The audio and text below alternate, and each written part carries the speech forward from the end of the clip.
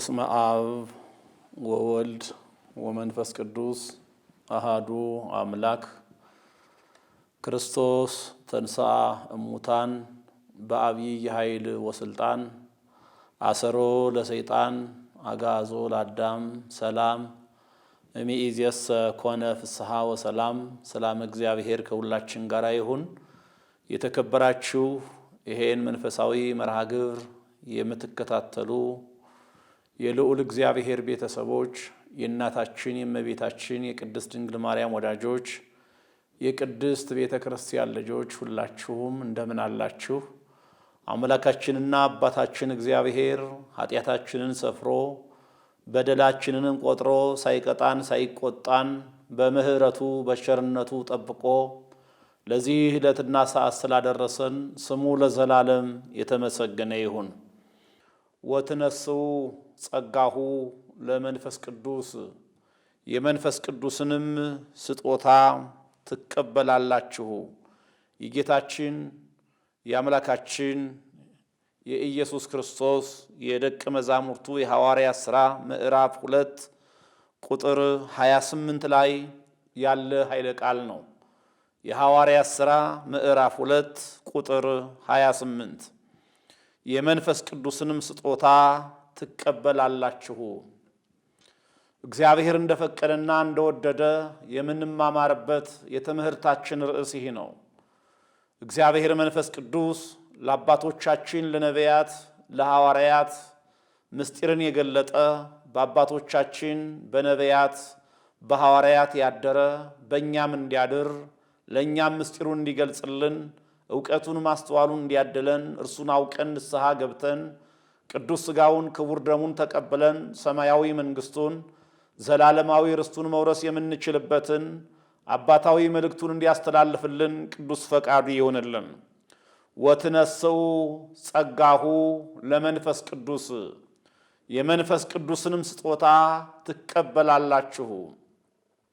ዛሬ በዚህ ኃይለ ቃል መነሻነት ከሦስቱ አካል አንዱ አካል ስለሆነው ስለ እግዚአብሔር መንፈስ ቅዱስ እንማማራለን ማለት ነው። በቤተ ክርስቲያናችን ሥርዓተ አምልኮ ዛሬ በዓለ ጰራቅሊጦስ ነው የሚከበረው። ጰራቅሊጦስ ማለት መንፈስ ቅዱስ ማለት ነው። በሌላ አነጋገር ጰራቅሊጦስ ትርጉሙ መጽንዒ፣ የሚያጸና፣ መንጽሒ እንዲሁ የሚያነጻ፣ መስተስረይ ኃጢአትን የሚያስተሰሪ፣ ናዛዚ የሚያረጋጋ፣ ከሳቲ ምስጢርን የሚገልጥ ማለት ነው። ምስጢርን የሚገልጠው የሚያጸናው የሚያጽናናው ኃጢአትን የሚያስተሰርየው እግዚአብሔር መንፈስ ቅዱስ በሁላችንም ላይ እንዲያድርብን ቅዱስ ፈቃዱ ይሁንልን። ይህ የሚያጽናናው የሚያነጻው የሚያጸናው እግዚአብሔር መንፈስ ቅዱስ አስቀድሞ ወደ ክርስቶስ ተናግሮለታል። እንደሚመጣ ከሰማይ እንደሚወርድ ለደቀ መዛሙርቱ እንደሚገለጥላቸው ወይም እግዚአብሔር ወልድ እግዚአብሔር መንፈስ ቅዱስ እንደሚመጣ ነግሯቸዋል። የዮሐንስ ወንጌል ምዕራፍ 14 ቁጥር 15 ላይ ስናይ እኔም አብን እለምናለሁ ለዘላለም ከእናንተ ጋር እንዲኖር ሌላ አጽናኝ ይሰጣችኋል፣ እርሱም ዓለም የማያየውና የማያውቀው ስለሆነ ሊቀበለው የማይቻለው የእውነት መንፈስ ነው በማለት ይህ የእውነት መንፈስ የሚሆነው የሚያጽናናው የሚያጸናው እግዚአብሔር መንፈስ ቅዱስ እንደሚመጣላቸው ወይም እግዚአብሔር መንፈስ ቅዱስን እንደሚልክላቸው አምላካችን መድኃኒታችን ኢየሱስ ክርስቶስ ለደቀ መዛሙርቱ ቀደም ብሎ ገልጦላቸው ነበረ። በዚሁ ወንጌል አሁንም የዮሐንስ ወንጌል ምዕራፍ 14 ቁጥር 26 ላይ አብ በስሜ የሚልከው ግን መንፈስ ቅዱስ የሆነው አጽናኝ እርሱም ሁሉን ያስተምራቸዋል በማለት እርሱ ሲመጣ ምስጢር እንደሚገለጥላቸው፣ እርሱ ሲመጣ ምስጢርን ሁሉ እንደሚያውቁ፣ እውቀት ሁሉ እንደሚሰጣቸው የሚያጸናው የሚያነጻው የሚናዝዘው የሚያረጋጋው ኃጢአትን የሚያስተሰርየው እግዚአብሔር መንፈስ ቅዱስ እርሱ ሲመጣ ሁሉን ነገር እንደሚያውቁ እርሱን እንዲጠብቁ ክርስቶስ አስተምሯቸዋል። አምላካችን መድኃኒታችን ኢየሱስ ክርስቶስ በዚሁ በዮሐንስ ወንጌል ምዕራፍ 15 ቁጥር 26 ላይም እንዲህ ብሏቸዋል። ዳሩ ግን እኔ ከአብ ዘንድ የምልክላችሁ አጽናኝ እርሱም ከአብ የሚወጣ የእውነት መንፈስ በመጣ ጊዜ እርሱ ስለ እኔ ይመሰክራል ብሎ ስለ ክርስቶስ አምላክነት፣ ስለ ክርስቶስ ጌትነት ማስተማር፣ መመስከር፣ መናገር፣ ማወቅ የሚችሉት እግዚአብሔር መንፈስ ቅዱስ ወደ እውነት የሚመራው የሚያጸናውና የሚያጽናናው የእውነት መንፈስ ቅዱስ ሲመጣ እንደሆነ ለደቀ መዛሙርቱ አምላካችን ኢየሱስ ክርስቶስ አስቀድሞ ገና ከመሞቱ በፊት ገና ከትንሣኤው በፊት አስተምሯቸው ነበረ። አምላካችን መድኃኒታችን ኢየሱስ ክርስቶስ ይሄን ትምህርት ከነገራቸው ካስተማራቸው በኋላም ከትንሣኤው በኋላ ክርስቶስ ደቀ መዛሙርቱን ከማረጉ በፊት ያዘዛቸው አብ የሰጠውን ተስፋ ልክላችኋለሁ፣ ስለዚህ ከኢየሩሳሌም እንዳትወጡ ነበር ያላቸው። የሉቃስ ወንጌል ምዕራፍ 24 ቁጥር 49 ላይ እንደሚነግረን አንትሙሰ ንበሩ ሀገረ ኢየሩሳሌም እስከ ትለብሱ ኃይለ እማርያም፣ ሰማያዊ ኃይል፣ ሰማያዊ ዕውቀት፣ ሰማያዊ ጸጋ እስከሚሰጣችሁ ድረስ እናንተ ግን ከኢየሩሳሌም ከዚያ ከሰላሙ ቦታ ከሰላሙ ስፍራ እንዳትወጡ በኢየሩሳሌም በቤተ መቅደሱ ቆዩ ነው ያላቸው ኢየሱስ ክርስቶስ። ምክንያቱም ጸጋ መንፈስ ቅዱስን ሳያገኙ ጸጋ መንፈስ ቅዱስን ሳይቀበሉ ወደ አገልግሎት ቢሄዱ ገና በክርስትናው ያልጸኑት፣ በትምህርት ሃይማኖት ያልጸኑት፣ በምስጢር ያልበለጸጉት ሐዋርያት አንገታቸውን ለስዕለት ሰውነታቸውን ለእሳት ለመስጠት ስለሚከብዳቸው ሰማዕትነትን ለመቀበል ስለሚቸገሩ ኢየሱስ ክርስቶስ የሚያጸናውን፣ የሚያነጻውን፣ የሚያረጋጋውን፣ ኃጢአትን የሚያስተሰርየውን እግዚአብሔር መንፈስ ቅዱስን እስከሚለብሱ ድረስ ጸጋ መንፈስ ቅዱስን እስከሚያገኙ ድረስ ለአገልግሎትም እንኳ ቢሆን እንዳይወጡ ከዚያው በኢየሩሳሌም እንዲቀመጡ ደጅ እንዲጸኑት ለ10 ቀናት ያክል በሱባኤ እንዲቆዩ በጸሎት እንዲቆዩ ነው ኢየሱስ ክርስቶስ የነገራቸው። እነርሱም ክርስቶስ ካረገ በኋላ ላረገው ለክርስቶስ ሰግደው ተመልሰው ወነበሩ በቤተ መቅደስ እንዘ ዘልፈ ይባርክዎ ለእግዚአብሔር፣ ዘወትርም እግዚአብሔርን እያመሰገኑ በቤተ መቅደስ እግዚአብሔርን ደጅ ጠኑት ነው የሚለን የሉቃስ ወንጌል ምዕራፍ 24 ቁጥር 23 ላይ ዘወትር ያለ መታከት ያለ ድካም ወደ ዓለም ሳይሄዱ ወደ መንደር ሳይወጡ በቤተ መቅደስ እግዚአብሔርን ደጅ ጠኑት። ወደ እግዚአብሔር ይጸልዩ ነበር። የሐዋርያት ሥራ ምዕራፍ 1 ቁጥር 14 ላይ የሚተርክልን ይሄን ነው። የሐዋርያትን ስም ከዘረዘረ በኋላ እነዚሁም ሁሉ ከሴቶችና ከኢየሱስ እናት ከድንግል ማርያም ጋር በአንድነት ለጸሎት ይተጉ ነበር ነው የሚለን። እናታችን እመቤታችን ድንግል ማርያምን እንደ ታቦት ከመካከላቸው አድርገው ምዕራገ ጸሎት የሆነችዋን ወላዲተ አምላክን ይዘው ለጸሎት ይተጉ ነበረ። አሁን ለጸሎት እየተጉ በአንድነት በህብረት በፍቅር ሆነው በእግዚአብሔር ቤት ደጅ እየጸኑ እያለ ነው እግዚአብሔር መንፈስ ቅዱስ የወረደላቸው። ክብርና ምስጋና ለአምላካችን ለእግዚአብሔር መንፈስ ቅዱስ ይሆንለት። የሐዋርያት ሥራ ምዕራፍ 2 ቁጥር 1 ጀምረን ስንመለከት በዓለ 50 የተባለውም ቀን በደረሰ ጊዜ ይላል ሁሉም በአንድ ልብ ሆነው አብረው ሳሉ ድንገት እንደሚነጥቅ አውሎ ነፋስ ከሰማይ ድምፅ መጣ ይላል። በአንድነት ነው እያለ ነው ያለው። የተከበራችሁ ምእመናን ሐዋርያት አንድ ልብ ነበራቸው። የ120 ቤተሰብ አንድ ልብ ነበረው። እግዚአብሔርን የሚወድ ልብ፣ እግዚአብሔርን የሚያመልክ ልብ፣ እግዚአብሔርን የሚፈልግ ልብ፣ መንፈሳዊነት ያለው ህብረት፣ ፍቅር ያለው ህብረት ነበር ያ ህብረት። በዚያ ልብ እያሉ ነው እግዚአብሔር መንፈስ ቅዱስ ድንገት እንደሚነጥቅ አውሎ ነፋስ ከሰማይ ድምፅ መጣ ይላል። በአምሳለ ነፋስ ድምፅ መጣ። ተቀብጠው የነበሩበትን ቤት ሁሉ ሞላው። እንደ እሳትም የተከፋፈሉ ልሳኖች ታዩአቸው፣ በእያንዳንዳቸውም ላይ ተቀመጡባቸው፣ በሁሉም መንፈስ ቅዱስ ሞላባቸው። መንፈስም ይናገሩ ዘንድ እንደሰጣቸው በሌላ ልሳኖች ይናገሩ ጀመር ይላል። በአምሳለ ነፋስ እግዚአብሔር መንፈስ ቅዱስ ከሚመሰልባቸው ነገሮች መካከል ነፋስ እሳት ነው። አሁን እዚህ ላይ እግዚአብሔር መንፈስ ቅዱስ የወረደው በአምሳለ ነፋስ ነው። ነፋስ ፍሬውን ከገለባ ይለያል። እግዚአብሔር መንፈስ ቅዱስም ኃጥኡን ከጻድቁ ይለያል። ነፋስ እያለ በምላት እያለ አይታወቅም። ባህር ሲገስጽ ዛፉን ሲያወዛውዝ ነው የሚታየው። እግዚአብሔር መንፈስ ቅዱስም ምስጢርን ሲገልጥ ትንቢት ሲያናግር ነው የሚታየው። የሚገለጠው በግብሩ ነው። ስለዚህ በነፋስ ተመስሏል። ሌላው በእሳት ተመስሏል። እሳት የበላው የለበለበው መሬት ለተክል ለዘር ይመቻል። እግዚአብሔር መንፈስ ቅዱስ ያደረበት ሰውነትም ለገድል ለትሩፋት ይዘጋጃል። እሳት እንዲሁ ብዙ ምሳሌዎች አሉት። ሁሉን ለመዘርዘር ጊዜ የለንም። ግን በአምሳለ እሳት እግዚአብሔር መንፈስ ቅዱስ ልክ ላንቃው እየተጎረደ እንደሚታየው ሁሉ በዚያ ልክ መንፈስ ቅዱስ በላንቃ አምሳል በእሳት አምሳል እየታየ በሐዋርያት ላይ ያረፈባቸው ይላል። ያን ቤት ሞላው ይላል። እግዚአብሔር መንፈስ ቅዱስ በእኛም ላይ እንዲያድርብን ፈቃዱ ይሆንልን። ተመልከቱ፣ እኒህ ቤታቸውን ትተው ዓለምን ንቀው ይልቁንም እከብር ባይ ልቡናቸውን አሸንፈው እግዚአብሔርን ደጅ ጸኑ የነበሩት ሐዋርያት አሁን በመንፈስ ቅዱስ ተሞሉ። በመንፈስ ቅዱስ ተሞሉ ማለት ጸጋ መንፈስ ቅዱስን አገኙ። ትላንትና ፍሩሃን የነበሩት ዛሬ መንፈስ ቅዱስ ሲያድርባቸው ጥቡዓን ሆኑ፣ ጨካኞች ሆኑ።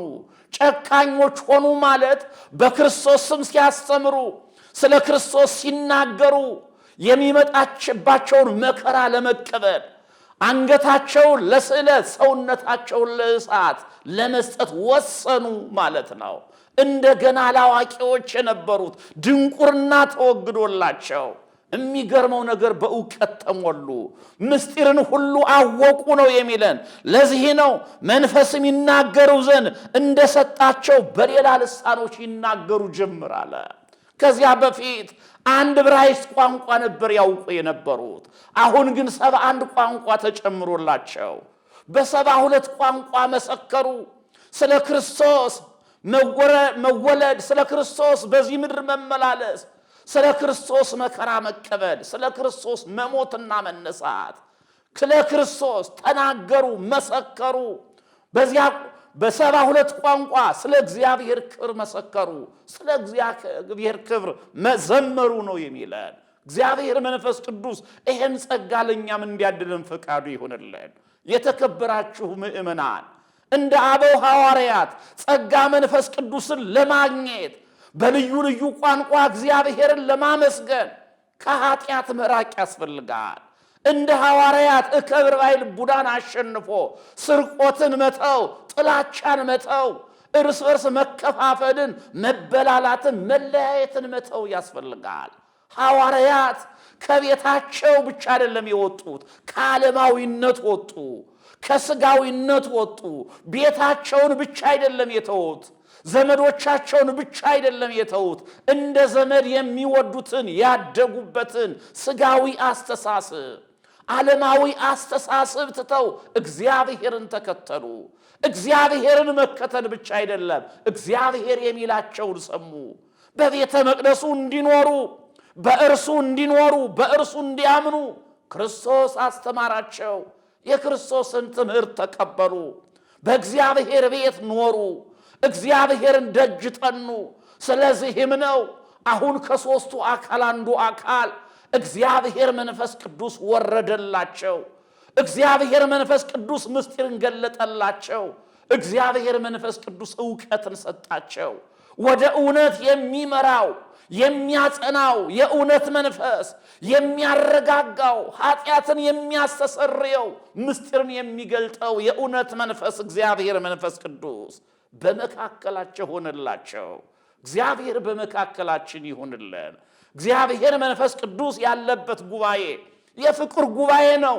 እግዚአብሔር መንፈስ ቅዱስ ያለበት ኅብረት ጥላቻ የለውም፣ ጥርጣሬ የለውም። ዛሬ እኛ የምንጠራጠረው በአንድ ቤተ ክርስቲያን እንኳን እየኖረን ከአንዱ ማዕድ ቅዱስ ሥጋውን ክቡር ደሙን እየበላን እየጠጣን አንዲት ቅዱስ ቤተ ክርስቲያንን እያገለገልን አገልጋዮቿ እንኳን ሳንቀር እንጠራጠራለን። እርስ በርሳችን እንገፋፋለን። እርስ በርሳችን እንጠላላለን። የእውነት መንፈስ ያደረበት የእውነት መንፈስ ያለው ህብረት የእውነት መንፈስ እግዚአብሔር መንፈስ ቅዱስ ያለበት ህብረት ግን አይገፋፋም። እርስ በርሱ አይጣላም፣ አይባላም፣ ዘር አይቆጥርም። ይሄ ከእግዚአብሔር መንፈስ ቅዱስ መራቃችንን ነው የሚያሳየው። ስለዚህ የተከበራችሁ ምእመናን ሁላችንም እግዚአብሔር ወልድ ክርስቶስ ያለንን እንስማ። እግዚአብሔርን ደጅ እንጥናው፣ በቤተ መቅደሱ እንኑር፣ ከኃጢአት እንራቅ። ያን ጊዜ እግዚአብሔር መንፈስ ቅዱስ ወደ እኛ ይመጣል፣ ወደ እውነትም ሁሉ ይመራናል። ስለዚህ ነው በ71 ቋንቋ በ72 ቋንቋ ዘመሩ። የእውነት መንፈስ እውነትን ሁሉ ገለጠላቸው። ያን ጊዜ ነበረ ከሰማይ በታች ካሉ ሕዝብ ሁሉ በጸሎት የተጉ አይሁድ በኢየሩሳሌም ይኖሩ ነበር። ይህም ድምፅ በሆነ ጊዜ ሕዝብ ሁሉ ተሰበሰቡ። እያንዳንዱም በገዛ ቋንቋው ሲናገሩ ይሰማ ስለነበር የሚሉትን አጡ ይላል። ከሰማይ በታች ካሉ ሕዝብ ሁሉ በጸሎት የተጉ አይሁድ በኢየሩሳሌም ይኖሩ ነበር ይለናል። አሁን ይህ 50ኛው ቀን በዓለ ሰዊት የሚከበርበት ነው። አይሁድ ከሚጠት በኋላ በየሀገሩ እንዲኖሩ ተፈቅዶላቸዋል። ነገር ግን የፋሲካን በዓልና በዓለ ሰዊትን እንዲሁም የዳስን በዓል ከዚያ ከስደት ከያሉበት ወደ ኢየሩሳሌም እየመጡ ያከብሩ ነበረ። አሁን በዚህ ወቅት በዓለ ፋሲካን አክብረው በዓለ ፋሲካን ሰዎች ሲያከብሩ እንዲሁ ከሩቅ የመጡ ስንቅ ይዘው መጥተው 50ውን ቀን ከዚያው ቆይተው በዓለ ሰዊትንም አክብረው ወደ ሀገራቸው ይመለሳሉ። ነገር ግን ቤታቸው፣ አካባቢያቸው፣ ሀገራቸው ቅርብ የሆነ ደግሞ በዓለ ፋሲካን አክብረው ወደ ቤታቸው ይመለሱና በ50ኛው ቀን ደግሞ ተመልሰው በዓለ ሰዊትን ያከብሩ ነበረ። ለዚህ ነው ከሰማይ በታች ካሉ ሕዝብ አለ በዓለም ሁሉ የተበተኑት አይሁድ ለማለት ነው። በዓለም በየሀገሩ ያሉ አይሁድ ለማለት ነው። በዓለ ሰዊትን ለማክበር ተሰብስበው ነበረ። ብዙ አይሁድ ነበሩ። ስለዚህም ነው ሐዋርያትን አይተው ሲዘምሩ ሰምተው ፊታቸው በጸጋ እግዚአብሔር ተሞልቶ እግዚአብሔርን ሲያከብሩ ተመልክተው እጅግ ተገረሙ፣ እጅግ ተደነቁ። ስለዚህም ነው ምን አሉ ነው የሚለን። ይህም እያንዳንዱ በገዛ ቋንቋው ሲናገሩ ይሰማ ስለነበር የሚሉትን አጡ ይላል። እያንዳንዱ አይሁዳዊ የሚናገረው በሚያውቀው ቋንቋ ይዘመርለት ነበረ። የእውነት መንፈስ የሚያናገረው እውነትን ነው። የእውነት መንፈስ የሚናገረው ሰው የሚሰማውን ቋንቋ ነው። ቋንቋ እግዚአብሔር ለሰዎች የሚገልጠው ሰዎች መልእክት እንዲያስተላልፉበት፣ ሰሚው አካልም ሰምቶ የእግዚአብሔርን ክብር እንዲያውቅበት ነው። አንዳንድ የሰዎች እንደሚቀልዱት በማይሰማ ቋንቋ ዝም ብሎ እግዚአብሔር መንፈስ ቅዱስ ሰውን አያናገረም። ይሄ የእውነት መንፈስ መልእክት አይደለም፣ የሐሰቱ መንፈስ ሊሆን ይችላል። የእውነት መንፈስ ግን እውነትን ነው የሚገልጠው። የእውነት መንፈስ ግን ወደ እውነት ነው የሚመራው።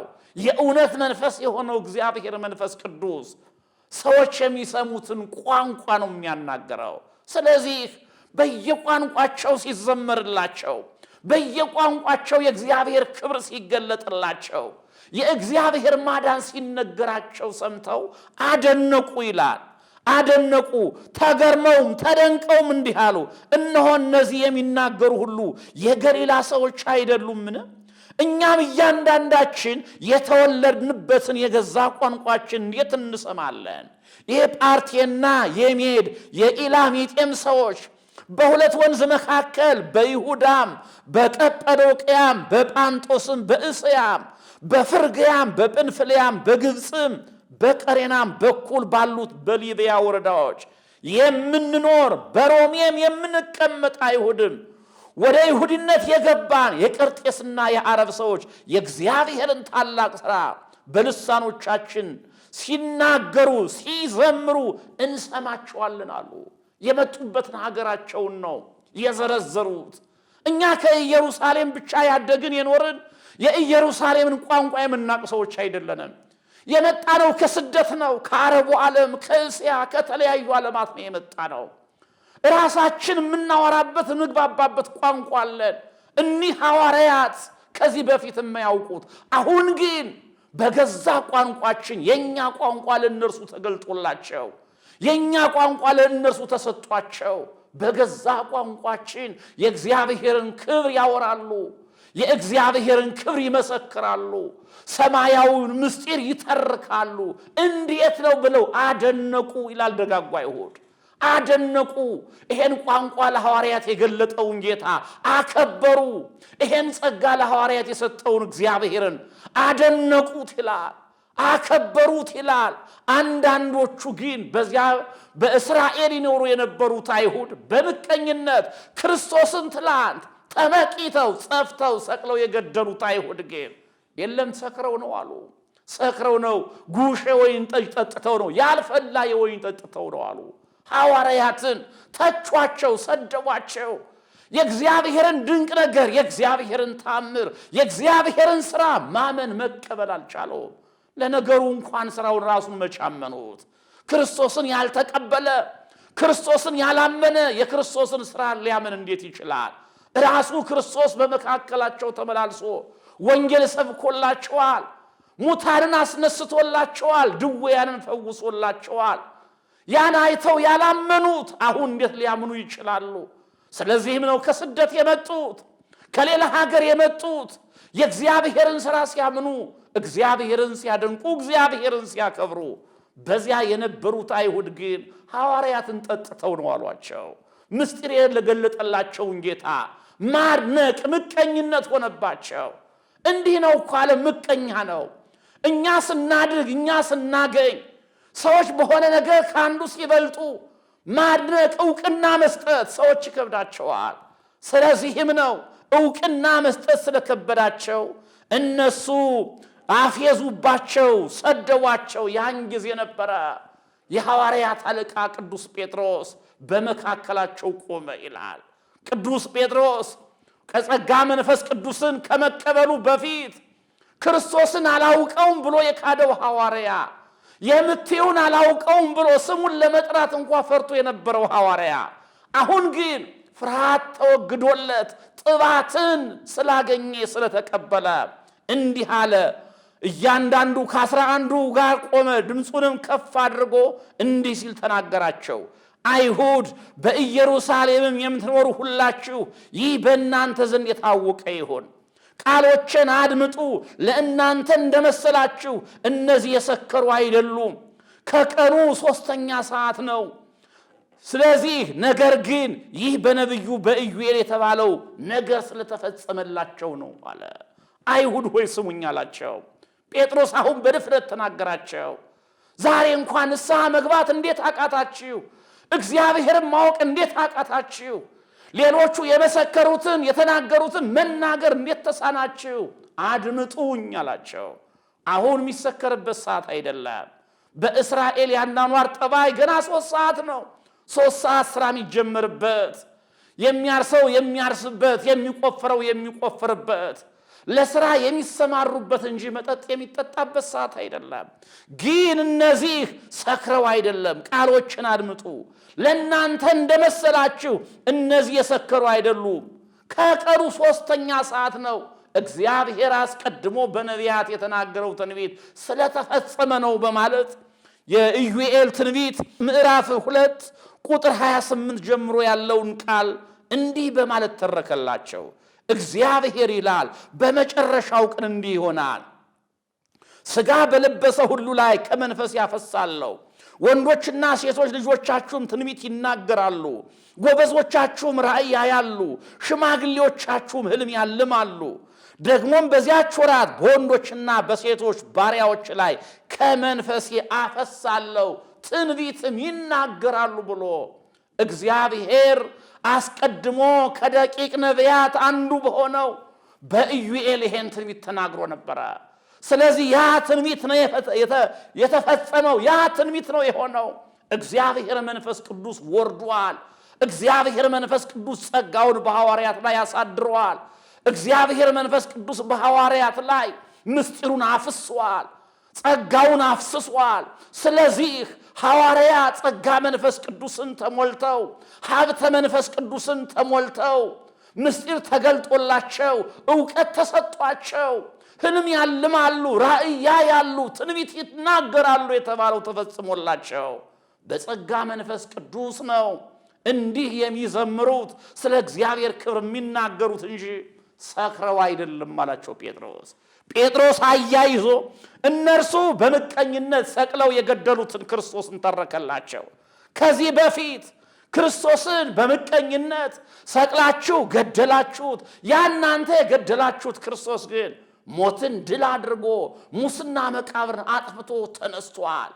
ያናንተ ሰቅላችሁ የገደላችሁት ክርስቶስ አሁን በክብር ወደ ሰማይ አርጓል። እርሱ የሰጠው የተስፋ ቃል ለሐዋርያት ተፈጽሟል አላቸው። ስለዚህ በእግዚአብሔር ቀኝ ከፍ ከፍ ብሎና የመንፈስ ቅዱስን የተስፋ ቃል ከአብ ተቀብሎ ይህን እናንተ አሁን የምታዩትና የምትሰሙትን አፈሰሰው አለ። ይህን ያፈሰሰው ይህን ጸጋ መንፈስ ቅዱስ የላከው አሁን እናንተ ትላንት ሰቅላችሁ የገደላችሁት፣ እናንተ የሰቀላችሁት፣ እናንተ የገደላችሁት ነገር ግን ከሙታን ተለይቶ የተነሳው ሞትን በሞቱ የገደለው ሞትን ድል ያደረገው ሙስና መቃብርን አጥፍቶ ለትንሣኤያችን በኩር ሆኖ የተነሳው ክርስቶስ በክብር ወደ ሰማይ ከፍ ከፍ ብሎ አድርጓል። ስለዚህ ይሄ ነው ሲላቸው ያን ጊዜ ነበረ ወተከስተ ልቦሙ። ይሄን ሰምተው ይሄን በሰሙ ጊዜ ልባቸው ተነካ ይላል። ወሰሚዖሙ ተከስተ ልቦሙ። ይህንም በሰሙ ጊዜ ልባቸው ተነካ። ወይቤልዎሙ ለጴጥሮስ ወለቢጹ ሐዋርያት ምንተ ንግበር አኀዊነ። ጴጥሮስንና ሐዋርያትን እንዲህ አሏቸው፣ ወንድሞች ሆይ ምን እናድርግ አሏቸው። ምን እናድርግ ሲሏቸው ወይቤልዎሙ ጴጥሮስ ነስሑ ወተጠመቁ ኩልክሙ በስሙ ለኢየሱስ ክርስቶስ። ሁላችሁም ትላንት ሰቅላችሁ በገደላችሁት ነገር ግን ሞትን ድል አድርጎ በተነሳው በክብር ባረገው በኢየሱስ ክርስቶስ ስም እመኑና ተጠመቁ። ወይትሐደግ ለክሙ ኃጢአተክሙ፣ ኃጢአታችሁ ይሰረይላችኋል። ወትነሱ ጸጋሁ ለመንፈስ ቅዱስ፣ የመንፈስ ቅዱስንም ጸጋ ትቀበላላችሁ አላቸው። ሐዋርያት የተቀበሉትን ሐዋርያት ያገኙትን ጸጋ መንፈስ ቅዱስ እናንተም ታገኛላችሁ። የተስፋው ቃል ለእናንተና ለልጆቻችሁ ጌታ አምላካችንም ወደ እርሱ ለሚጠራቸው በሩቅ ላሉ ሁሉ ነውና አለ። የተስፋው ቃል ያስቀድሞ በነቢዩ በኢዩኤል የተነገረው ትንቢት ኢየሱስ ክርስቶስ አስቀድሞ እስከ ዓለም መጨረሻ ከእናንተ ጋር የሚኖር አጽናኝ ይላክላችኋል ብሎ የሰጠው ተስፋ ለሐዋርያት ብቻ አይደለም፣ ለእናንተም ጭምር ነው። ለእናንተ ብቻ አይደለም፣ ከእናንተ በኋላ ከሩቅ ላሉት ሁሉ ማለት እግዚአብሔርን ከማመን ውጭ የሆኑት በአምልኮተ ጣዖት በገቢረ ኃጢአት የሚኖሩት አሕዛብ በኋላ በክርስቶስ አምነው ከመጡ ለእነርሱ ሁሉ ነው። ስለዚህ ይህን ጸጋ መንፈስ ቅዱስ ለመቀበል የመንፈስ ቅዱስን ጸጋ ለማግኘት በክርስቶስ አምናችሁ ንስሐ ግቡ፣ ተጠመቁ ነው ያላቸው። የተከበራችሁ ምእመናን፣ አባቶቻችን ሐዋርያት በእግዚአብሔር አምነው በሞተው በተሰቀለው ሞትን ድል አድርጎ በተነሳው ባረገው በክርስቶስ አምነው እግዚአብሔርን ደጅ ጠኑት። እግዚአብሔርም ደግሞ ደጅ የሚጠኑትን ሐዋርያትን በመንፈስ ቅዱስ አጠመቃቸው። ጸጋ መንፈስ ቅዱስን አፈሰሰላቸው። በረከቱን አበዛላቸው። በምህረቱ በቸርነቱ ጎበኛቸው። ይሄን ነው ጴጥሮስ የተናገረው። እናንተም እንደ ሐዋርያት እመኑ፣ እናንተም እንደ ሐዋርያት በእግዚአብሔር እመኑ፣ ንስሐ ግቡ፣ ወደ እግዚአብሔር ተመለሱ፣ ሐዋርያት ያገኙትን የመንፈስ ቅዱስ ጸጋ ታገኛላችሁ ያላቸው። የተከበራችሁ ምእመናን፣ እኔና እናንተ በእግዚአብሔር አምነን በቤቱ እንደኖር እግዚአብሔር መንፈስ ቅዱስ በሐዋርያት ላይ እንደወረደ በእኛም ያድራል። በሐዋርያት ላይ እንዳደረ በእኛም ያድራል። ለሐዋርያት የሰጠውን ጸጋ ለእኛም ይሰጠናል። ያን ጊዜ ትዳራችን በፍቅር ይመራል። ሕይወታችን በበረከት ይሞላል። ስራችን የበረከት ይሆናል። ኑሯችን የበረከት ይሆናል። የመንፈስ ቅዱስ ፍሬዎችን እናፈራለን። በገላትያ መልእክቱ ቅዱስ ጳውሎስ ምዕራፍ 5 ቁጥር 22 ላይ እንደተናገረው የመንፈስ ፍሬ ግን ፍቅር፣ ደስታ፣ ትዕግስት፣ ቸርነት፣ እምነት፣ የዋሃት፣ ራስን መግዛት ነው ብሏል። መንፈስ ቅዱስ ያደረበት ሰውነት የሚያፈራው እንደዚህ ነው። የመንፈስ ቅዱስ ጸጋ ማለት የመንፈስ ቅዱስ ፍሬ ማለት ይሄ ነው፣ ሌላ አይደለም። ወትነስኡ ጸጋሁ ለመንፈስ ቅዱስ፣ የመንፈስ ቅዱስን ጸጋ ትቀበላላችሁ፣ የመንፈስ ቅዱስን ስጦታ ትቀበላላችሁ ያለው ቅዱስ ጴጥሮስ የመንፈስ ቅዱስ ስጦታ ይሄ ነው። ቸርነት ነው፣ የዋሃት ነው፣ ራስን መግዛት ነው፣ ፍቅር ነው፣ ሰላም ነው፣ አንድነት ነው። ዛሬ እኛን የጎደለን ይሄ ነው። ለምን ጎደለን? እግዚአብሔር መንፈስ ቅዱስ እኛን አልጎበኘንም ማለት ነው። እግዚአብሔር መንፈስ ቅዱስ ጋር ተራርቀናን ማለት ነው። ሐዋርያት ግን መንፈስ ቅዱስ ያድርባቸው፣ ጸጋ መንፈስ ቅዱስ ሲበዛላቸው ያፈሩት ይሄን ፍሬ ነው። ምእመናን ያን ጊዜ ነው የጴጥሮስን ስብከት ሰምተው በአንድ ቀን 3000 ምእመናን ወደ ቤተ ክርስቲያን ተጨመሩ ይላል።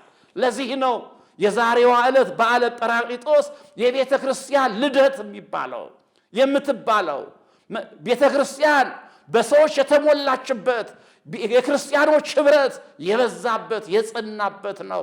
እግዚአብሔር መንፈስ ቅዱስ በጴጥሮስ አድሮ እኒህን ሰዎች ያሳመነ፣ እኛንም እምነቱን ጽናቱን እንዲያድለን ቅዱስ ፈቃዱ ይሆንልን። የአምላካችን የእግዚአብሔር ቸርነት የእናታችን የእመቤታችን የቅድስት ድንግል ማርያም አማላጅነት የቅዱሳን ሁሉ ምልጃና ጸሎት ረድኤትና በረከት ከሁላችን ጋር ይሁን። ይቆየን።